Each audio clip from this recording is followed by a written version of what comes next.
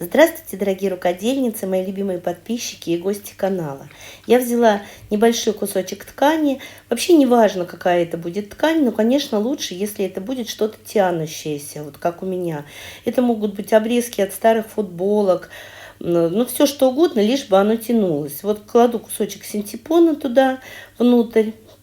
После того, как по краю обметала, затягиваю и делаю закрепочку. И в результате у меня получается вот такой маленький шарик. На самом деле этих шариков я наделала очень много, еще больше 2 лет назад. Просто в то время, да и сейчас у меня очень много остатков таких тканей. И смотрите, я наделала прямо много разных цветов. У меня действительно много этих тканей, обрезочков, прям несколько больших пакетов. Но в то время я как раз меняла дома подушки, потому что вот подушки с синтетическим наполнителем, когда уже несколько раз их постираешь, они становятся такие комками какими-то.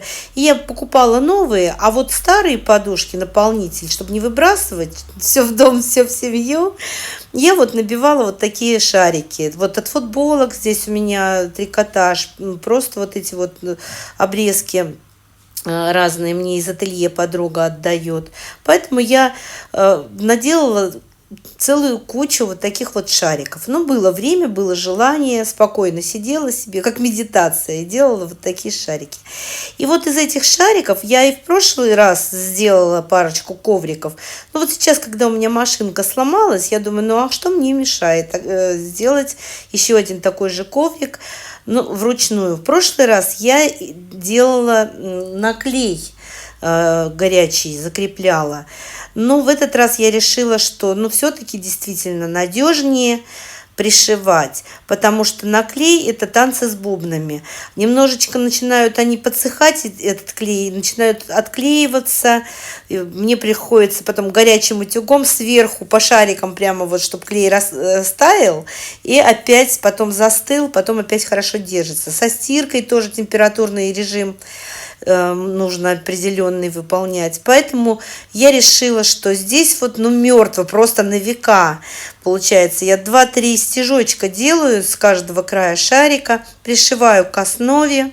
И в результате вот у меня получается такая мозаика из этих шариков. Их можно как угодно между собой компоновать, разные рисунки. Но я вот сделала простой, цветочки, в центр беленький шарик, по краям 5, 6 или 7 лепесточков и фон из зеленых шариков. Вот этой ткани, которая у меня основа, у нее край вот обработан оверлоком или оверлоком, как правильно говорить. Поэтому я буду шить до самого конца, все эти свои шарики пришивать. И в результате у меня вот такой вот край получится. Вот так вот он пришит. А изнанка получается вот такая пупырчатая. Она тоже приятная такая, интересная. Посмотрите, какой получился классный коврик. И именно то, что здесь неровные края, мне очень нравится. Я под конец вот здесь вот заканчивала уже, немножечко подворачивала эту ткань, основу, потому что скорее хотелось уже закончить. Но мне надо выложить видео обязательно 19 января.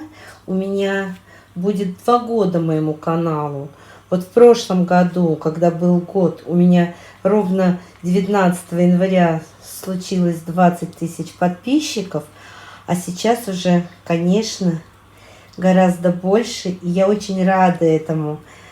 Спасибо вам большое, что вы в меня верите. И подписывайтесь на мой канал. Напишите, пожалуйста, нравится вам этот коврик или нет. Я в восторге. Но я хочу сказать еще, что не у всех такие яркие ткани есть. И вот я рядышком положила тот коврик, который я делала в виде речной гальки. И который я приклеивала горячим клеем. Вот он так вот выглядит. Для тех, ну не всюду яркие это ткани. Вот видите, вот он приклеен на клей. Клей этот уже начал у меня вот немножечко аж хрустеть. Но если сверху, прям вот сверху с паром утюгом погладить, это для тех, кто уже, ну, такой же пробовал на клеевой основе, так сказать. Сверху утюгом прогладили с паром, хорошенько пропарили, этот клей растопится, потом опять засохнет и будет все-таки более эластичный, не будет хрустеть. А стирать, конечно, тогда в холодной воде, если наклею. Но вот этот вот более надежный, конечно, там, где пришивались все эти шарики. Классные вообще, мне очень нравятся оба этих коврика, каждый по-своему. Если вам тоже нравится, ставьте лайк, пишите комментарии. Я с большим удовольствием отвечу на ваши комментарии. Как и всегда, я стараюсь это делать. Если вы еще не подписаны на мой канал, подписывайтесь. И большое спасибо всем, кто досмотрел до конца.